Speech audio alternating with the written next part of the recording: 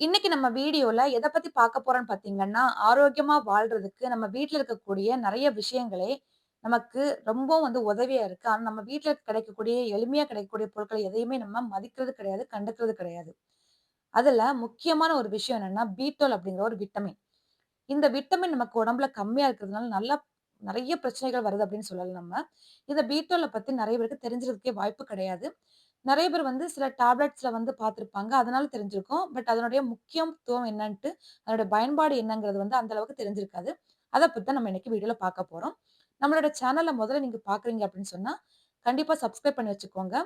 நம்ம வீடியோஸ் எல்லாமே உங்களுக்கு நல்ல ஒரு ஹெல்த்தியான லிவிங் ஹெல்த்தி லிவிங்க்கான ஒரு வீடியோஸா தான் இருக்கும். மருத்துவ குணங்கள், ஹோம் ரெமிடீஸ் நெறைய நம்மளுடைய சேனல்ல இருக்கு. கண்டிப்பா ட்ரை பண்ணி பாருங்க எல்லாத்தையுமே. உங்களுடைய உறவினர்கள், நண்பர்கள் இவங்களுக்கு எல்லாருக்குமே ஷேர் பண்ணி விடுங்க. எல்லாருக்குமே உதவியா இருக்கும். வாங்க இப்ப நம்ம வீடியோக்குள்ள போய் பார்க்கலாம்.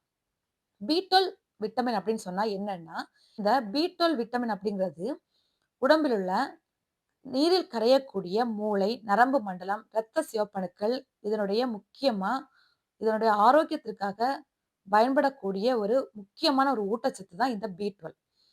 இந்த பி12 உடம்புல கம்மியா இருக்கு அப்படின்னு சொன்னா, என்னென்ன அறிகுறிகள் நமக்கு தெரியும் அப்படின்னு பார்த்தீங்கன்னா, ரொம்ப உடம்பு டயர்டா இருக்கும். ரொம்ப சோர்வா இருக்கும். நம்ம என்ன பண்ணாலும் நமக்கு என்ன சாப்பிட்டாலும் நமக்கு ரொம்ப எப்பவுமே டயர்டாவே நமக்கு ஃபீல் பண்ணுவோம். வாயில புண் வர்றது. கால், கை அடிக்கடி மரத்து போறது. அது மட்டும் இல்லாம கை, கால்கள்ல ஊசி வச்சு குத்துற மாதிரி இருக்கும். அந்த மாதிரி இருக்க பிரச்சனைகள். ஹார்ட் பீட் நமக்கு அதிகமா இருக்கும். தலை சுற்று வரும். இந்த மாதிரி பிரச்சனைகள்லாம் பி12 சத்து குறைபாட்டுனால வரக்கூடியது.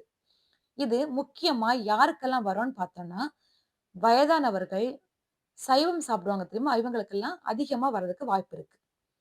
இந்த பி12 சத்து குறைபாட யாரெல்லாம், எப்படியெல்லாம் எந்தெந்த பொருட்கள் சாப்பிடுறதுனால சரி பண்ணலாம் அப்படின்னு பார்க்கும்போது, அசைவம் இருக்கு இல்லையா? மீன், முட்டை, இறைச்சி, பால் இந்த மாதிரி பொருட்கள சாப்பிடுறதுனால இந்த பி12 குறைபாடுகள தவிர்க்கலாம்.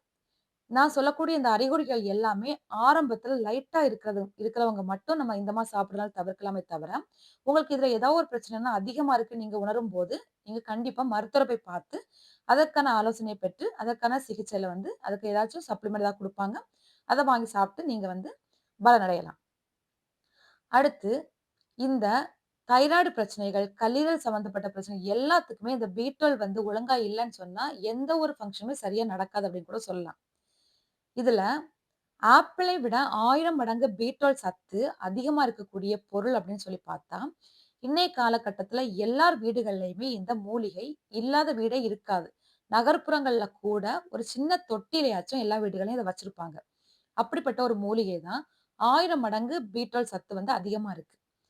ஆனா நம்ம வீட்டிலேயே இருந்தாலும் அத எட்டி பார்க்க மாட்டோம்.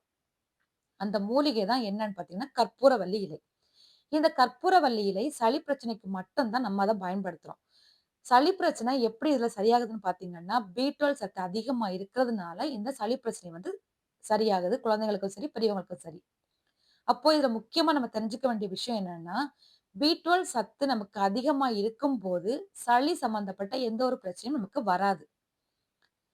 இந்த கற்பூரவள்ளி இலைய நீங்க டெய்லி ஒரு இலை சாப்பிட்டு வரதுனால, உங்களுக்கு உடம்புக்கு தேவையான அந்த பி12ங்கிற சத்து இந்த கற்பூரவள்ளி இலையினால கிடைக்குது.